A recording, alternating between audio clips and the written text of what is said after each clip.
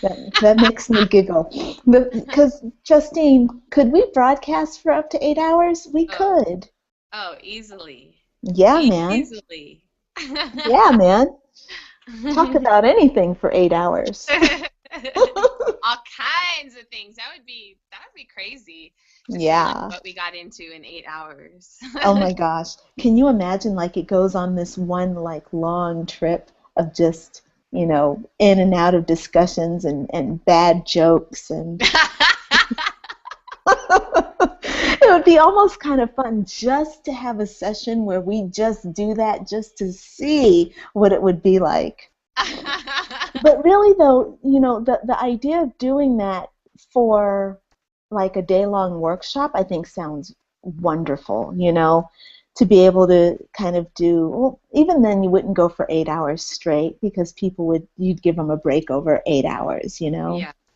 and go get some lunch and then come back. So you'd probably do a couple of, but if you wanted 8-hour video that showed the whole event, maybe you'd have like a screensaver for the hours. So you would actually go for 8 hours. It would just have a break of just a musical interlude of an hour in the middle or something like that. Or you could cut. The video people can Can cut. splice it, that's true. Absolutely. Absolutely. Yep. So I guess we need to be live in just about an hour. I mean, just about 1 minute. Okay. So let's see. All right, I'm going to hop over here and just check out. Okay, I have everything. I have everything set, and it is now 4:30, so we can get started. All right.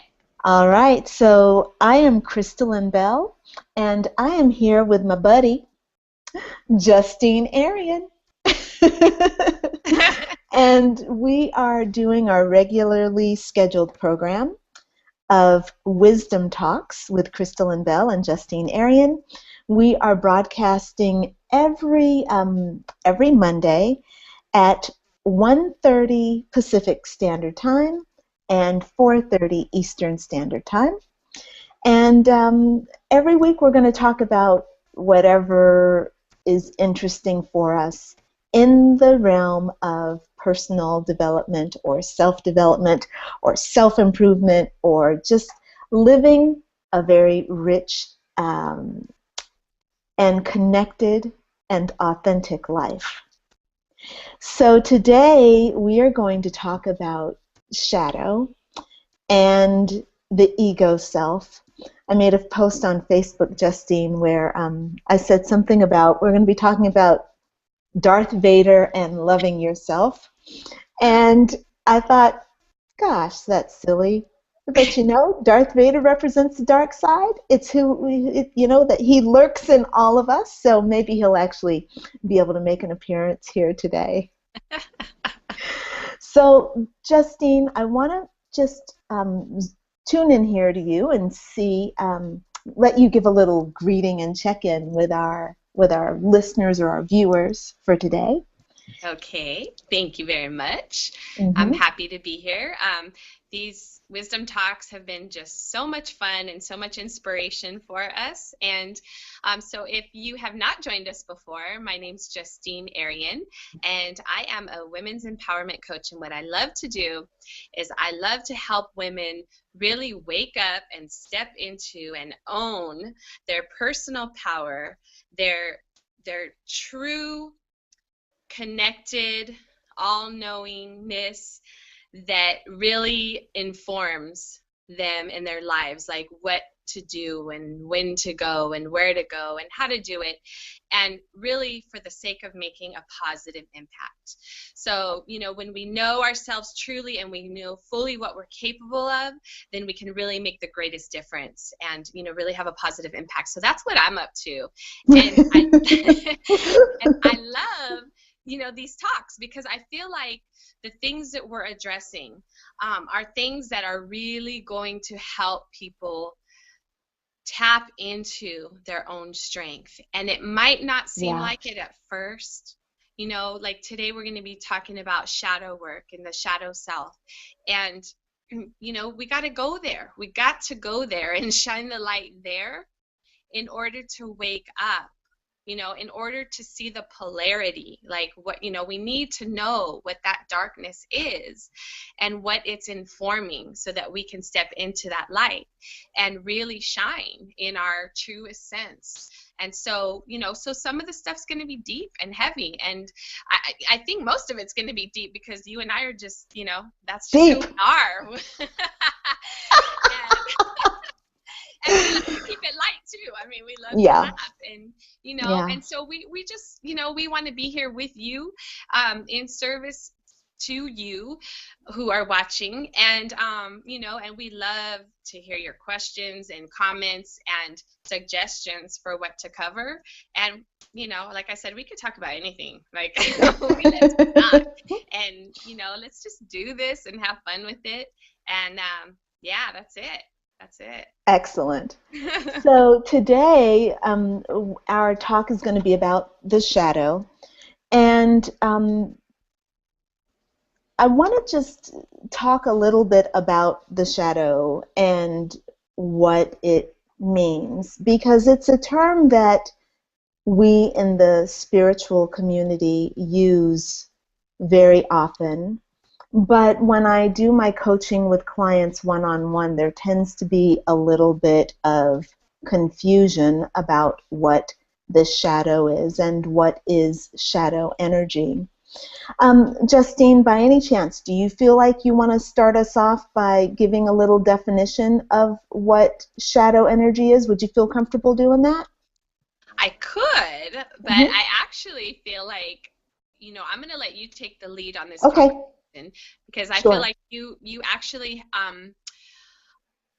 have probably done a lot more work in this realm with, personally and professionally with clients. I work with clients on shadow work. We might not call it shadow work, but, in working on really looking at what are the limiting beliefs that we've formed about ourselves and the world. And, and really, I think Carl Jung, he coined the term shadow work or shadow self, and is really referring to that part of us that is that the suppressed part of us, of ourselves. Yeah. And so, so I do a lot of that work with my clients, but I'm loving working with you on this and really like hearing your take on it. And I will just contribute where I can and where I feel compelled to. But why don't you start us off and run with it? All right, sounds good. Thank you. All right. Right. So the shadow, and I guess it was Carl Jung who yes, he definitely coined the phrase shadow work or shadow self. But I don't remember if I got this quote from Carl Jung or where this quote came from. But the idea is that the shadow is everything we think we are not. So I am crystalline, and I am woman, I am life coach, I'm a generous person, and I love people. So if I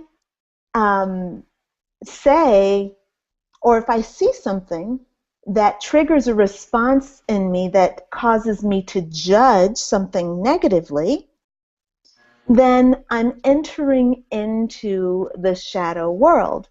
So if I'm crystalline and I see you, my friend, as Justine, I'm actually venturing into shadow. Now, there's not a lot of negativity here. You're Justine, I'm crystalline. Who's going to argue with that? What's the big deal? No big deal. The thing is, when I start setting up differences between us, I am African American.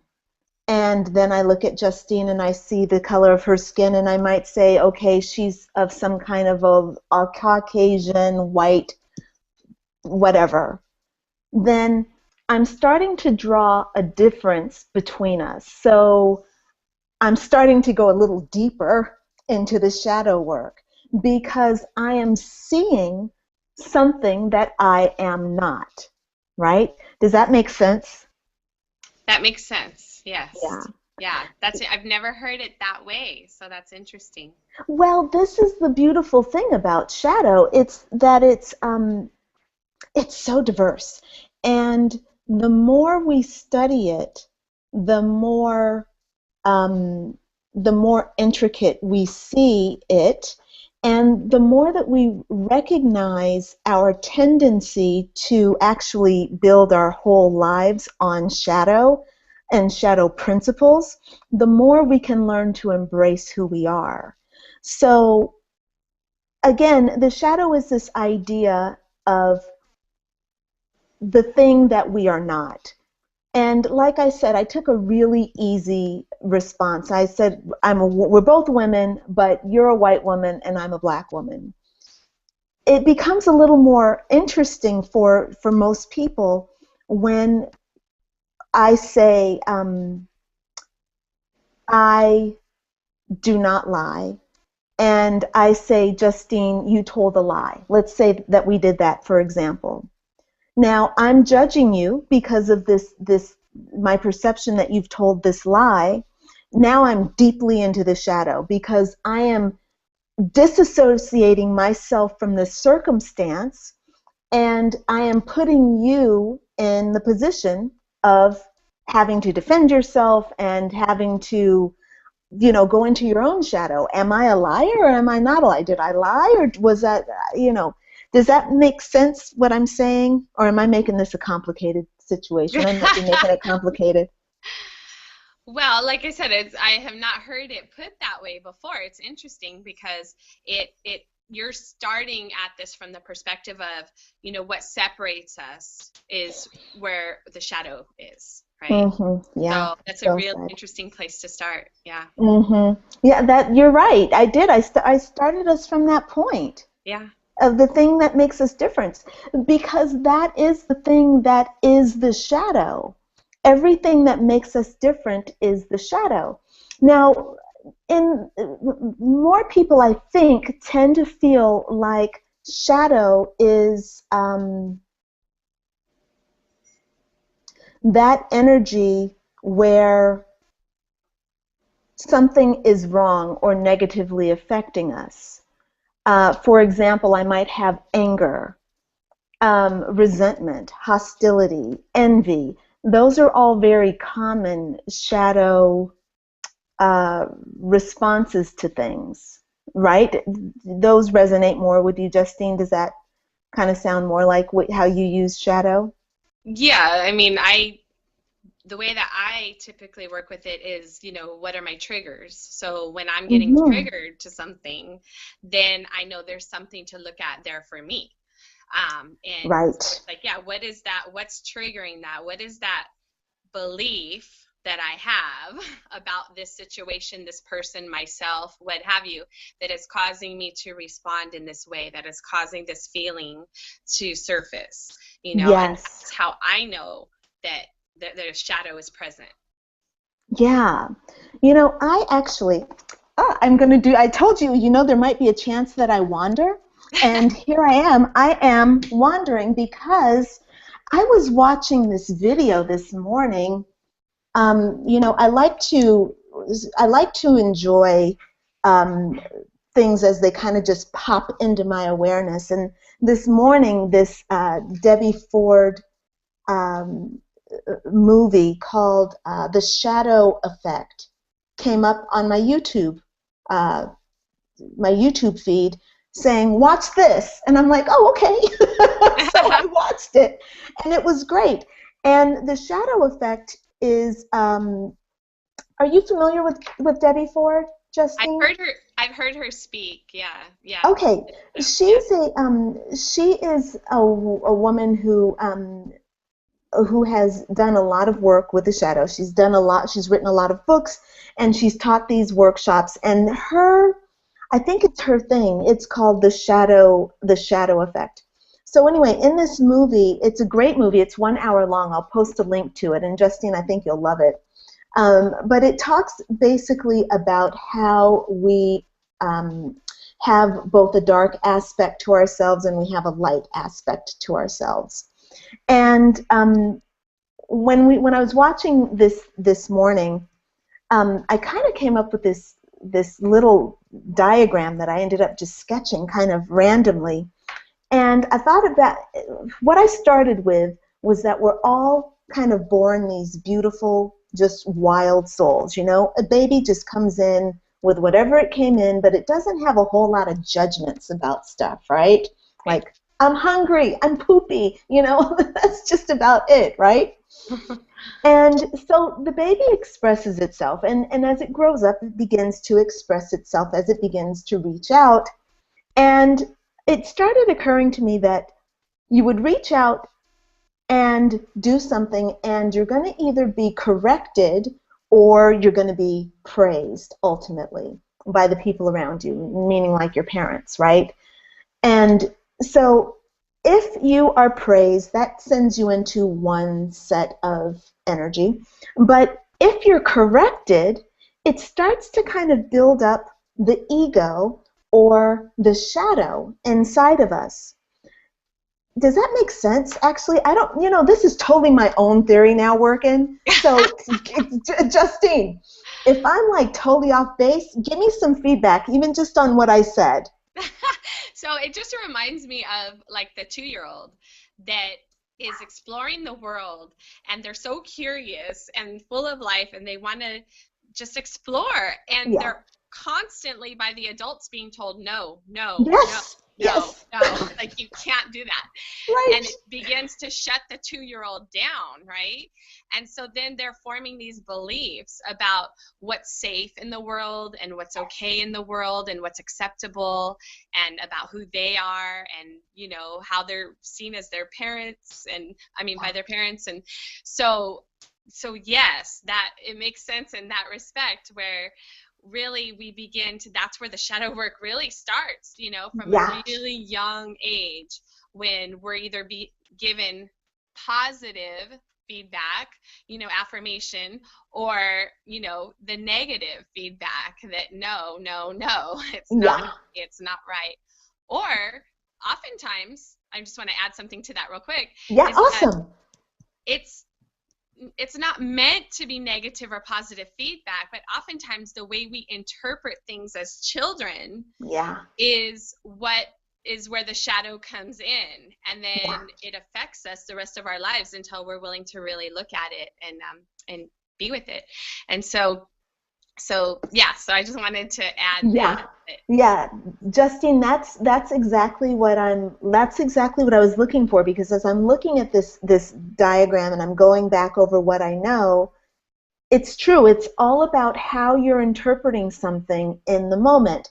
And of course, when you're a child, how your parents respond is going to help shape the way you interpret things. If you're about to pick up something that's dangerous, you know, you're about to pick up a knife, you're a 2-year-old, your mother might be like aggressive, like, stop it, drop it, right?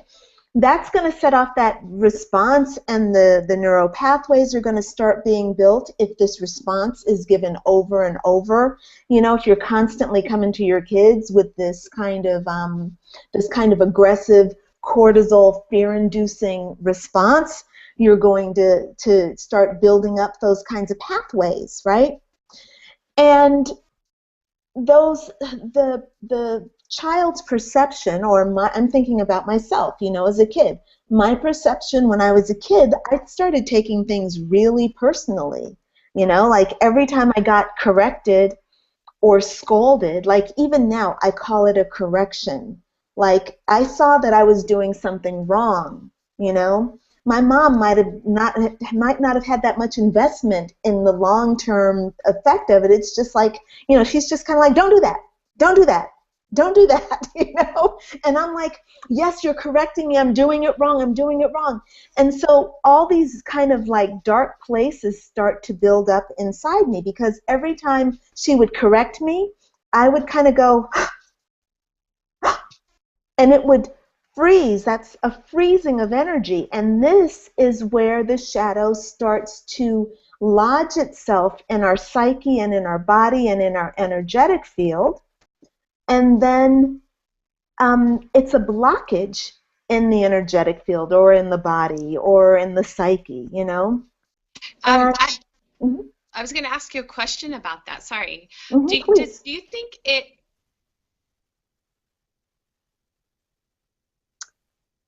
Justine, are you there? I've lost Justine. That was the universe's way of telling me that I'm just babbling. All right, I'm going to wait for Justine to come back. And in the meantime, I'm going to sing to you. I'm not going to sing to you. I'm going to just keep on talking this. Um, I'm going to wait for Justine. While I'm waiting for Justine, I'm going to just make note of something that I'm observing. And it's that we're talking about shadow in kind of a very general way. This is a very big conversation that we're having, my friends. Shadow is really deep, really profound work. It's a beautiful aspect of the human experience that needs way more than 30 minutes. But we're here talking about it in a light form, in a light way.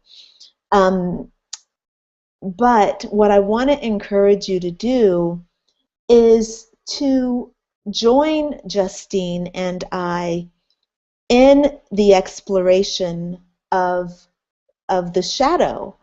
And whether it's, whether I'm offering a workshop or whether she's offering a workshop, or if you want to have some coaching on learning about your shadow, going deeply into how to heal your shadow and all these things, then reach out to one of us. That's why we're here, you know?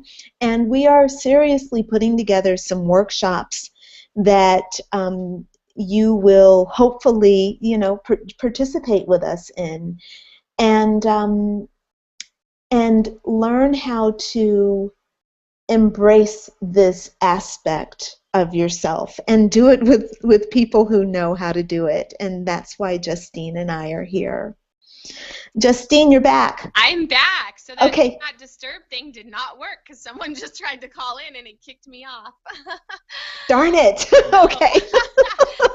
So anyway, oh yeah, what I was asked, the question that I was asking, what was raised for me when you were talking, giving that example, is that I guess my question is can we, without putting words, consciousness to what we're experiencing, because I usually think of it as like we draw a conclusion in our young mind about something that's inaccurate, and that guides, kind of how we see ourselves and the world and stuff like that, right? And that our shadows help. But what you were saying was that, you got this feeling in your body, or this, you got this no, don't do that. And then it was like, oh, Right. and so that was energetically, there was this thing within you that said, stop, don't go. And so it's just an interesting point, because I guess what I'm trying to say is, I guess that, we can experience this energetically without even putting words to it as a child. Like, we're not even drawing a conclusion necessarily in our minds, but energetically we can feel it or have blocks around something subconsciously, and then we're functioning this way until we finally put words to what that energetic block is about, right? Yeah, it's really interesting what you're saying, because and again, I want to stop myself from complicating this conversation, but there is something about how we um, we work with the flow of energy. Now, there are people who, and even young children, who are simply not affected by another person's anger or rage, or they are at times not affected by it, you know? Like, I remember having these young friends who, when they got scolded, would be like, whatever, like, oh, she's just off on her thing, And for me, all of that stuff was taken really personally, and it was internalized.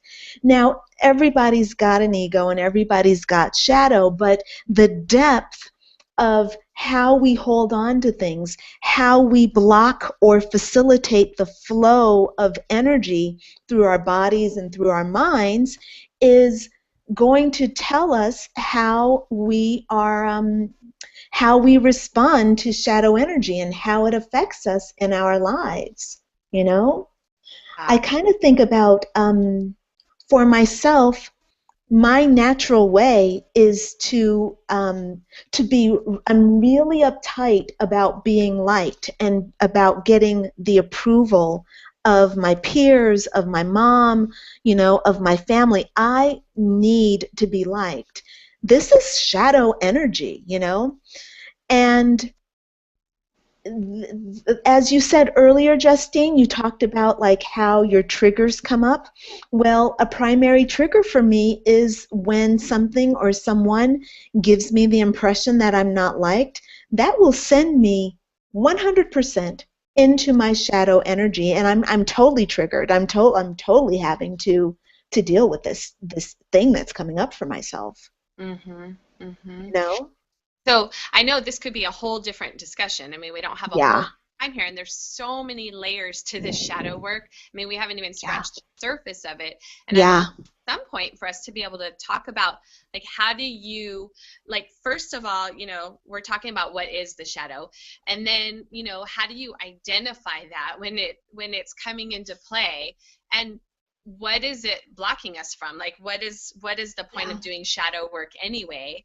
And then finally, how do you do the shadow work? Like, how do you step into the light? How do you shine the light on, in those dark places, so that Yeah. you can really awaken to your true self, your true potential, your highest self? So, Absolutely. yeah, I know we won't be able to go into all of that right now, but I think at some point maybe we cover that, where you do a continuation of this conversation. Yeah, I think this is going to take us into our 8-hour broadcast. I think that we're going to have to do an 8-hour broadcast about shadow, and we'll do it live, and we'll make it fun. But seriously, though, on a serious note, Justine, you're absolutely right. The shadow it's one half of our psyche. I like to think of me as being one half in the light and one half in the dark. And it's not that I'm one half good and one half bad. That's not how I view life in terms of good or bad. But I do view these in terms of energetics. And this dynamic of working with the dark side, the Darth Vader side, requires a lot of sensitivity. It requires a lot of exploration. A lot of this stuff cannot be articulated with words, but this is where beautiful works of art come in, great performance pieces, music. All of these things are opportunities for us to explore our shadow selves, and where the artist has been able to give voice in the shadow self by painting these dark pictures. Movie makers making all these horror films, they are answering a response to the collective shadow of our society. I think it's such great stuff to work with. Yeah. And I really think the shadow work is the key to our freedom. It's the key to our happiness. It's the key to full self-acceptance and love, and not only of the self, but that's where we begin. And then we have that ability and capacity to love others, unconditionally, and in that really big way, in that pure way, the pure sense of love. When we fully love ourselves that way, then we can love others that way too. And I feel like the shadow work is really the portal to that, that it's really when we're willing to, shine the light on that. And when we're willing to, you and I were talking earlier about how there's some major opportunities in our lives for personal growth and to look at our shadows. And that is with, parenting. It's with, in relationships, love relationships, our family relationships, our relationships at work. It's in being an entrepreneur, starting a business and running a business. I mean, there's so many opportunity in each of these scenarios because our stuff gets thrown in our face. It's right here. And it's like, if you're willing to look at it, if you're willing to look at your triggers and all of your relationships and in, your business and the stuff that gets thrown here in your face, you're willing to look at that, there's such richness there. There's such freedom. And it's really the key to unlocking your full potential and full capacity to love.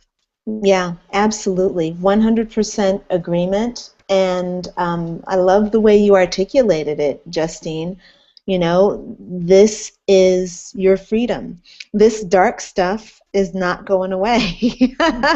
You can master yourself to the degree that, I don't know, what do you consider mastery? Do you consider not dealing with your shadow mastery, or do you consider allowing your shadow mastery?